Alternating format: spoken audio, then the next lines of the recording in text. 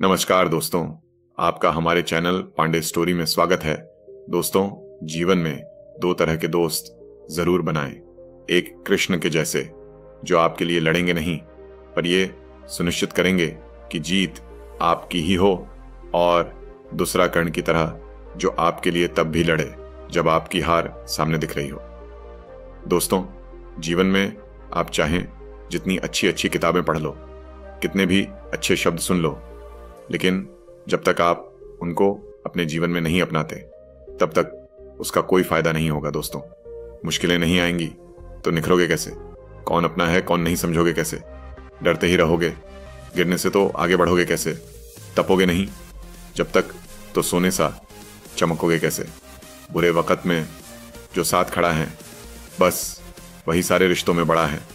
ऐसे ही ज्ञान भरी कहानी हम आपके सामने लाए हैं जो इसी बात पर आधारित है, जो दो दोस्तों की सूझबूझ पर आधारित है। दोस्तों, ये कहानी है गांव शांतिवन में दो लड़के एक साथ जन्मे, अर्जुन और राजीव। दोनों की माएं भी गहरी सहेलियां थीं। एक खेतों का बेटा था तो दूसरा मंदिर के पुजारी का। बचपन से दोनों साथ खेलते, खाते और सपने देखते। गांव के लोग कहते ये दोनों एक आत्मा हैं, दो शरीर में। अध्याय 2, संत की भविष्यवाणी। एक दिन गांव में एक वृद्ध संत आए।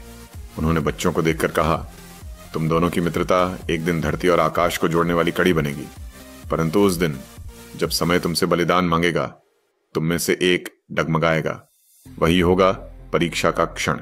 संत की बात गांव वालों को रहस्यमयी लगी, लेकिन बच्चों को वो एक कहानी की तरह लगी। अध्याय 3, राहें अलग अलग समय बीता। अर्जुन ने खेती संभाली और राजीव ने शिक्षा में रुचि ली। वह शहर जाकर पढ़ाई करने लगा। दोनों में थोड़ी दूरी आ गई, पर दिलों में दोस्ती की लौ बनी रही। अध्याय 4, मोह और माया। राजीव ने शहर में नौकरी की, फिर व्यापार शुरू किया। धीरे धीरे धन की चमक में वह दोस्ती गांव और अपनी जड़ों से कटने लगा। दूसरी ओर अर्जुन ने आत्मा की शांति के लिए योग और ध्यान का मार्ग अपनाया। वह भीतर की दुनिया से जुड़ने लगा। अध्याय 5, संकट की आहट। गांव में सूखा पड़ गया, फसलें बर्बाद होने लगीं, लोग भूखे मरने लगे। अर्जुन ने गांव को संगठित किया, पर संसाधन नहीं थे। तभी गांव के बुजुर्गों को संत की पुरानी भविष्यवाणी याद आई। दो मित्रों में से एक की कुर्बानी गांव को बचाएगी। अध्याय 6, अर्जुन की पुकार। अर्जुन ने राजीव को पत्र लिखा, भाई, यह वही समय है। गांव डूब रहा है, तुझे लौट आना होगा। तू ही गांव को आर्थिक मदद दे सकता है। राजीव ने पत्र पढ़ा, पर वह स्वार्थ, मोह और अपने ऐशो आराम में खोया था। उसने चुप्पी साध ली। अध्याय 7, आत्मचिंतन की रात। एक रात राजीव को एक सपना आया।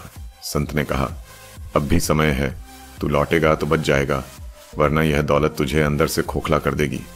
राजीव की आत्मा कांपी। उसे अर्जुन की बातें याद आईं। उसका हृदय रो पड़ा। अध्याय 8, वापसी और संघर्ष। राजीव गांव लौटा। उसके पास धन था, पर गांव का विश्वास खो चुका था।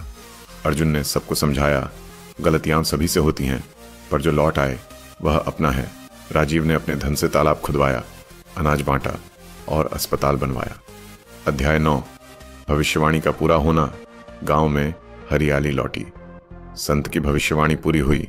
राजीव ने त्याग किया, अर्जुन ने क्षमा दी। एक ने माया छोड़ी, दूसरे ने आध्यात्म चुना। अब दोनों केवल मित्र नहीं, एक दूसरे के आध्यात्मिक साथी बन चुके थे। अध्याय 10, आत्मा का मिलन। दोनों ने एक साथ गांव में एक आश्रम की स्थापना की, सत्संग मित्रालय।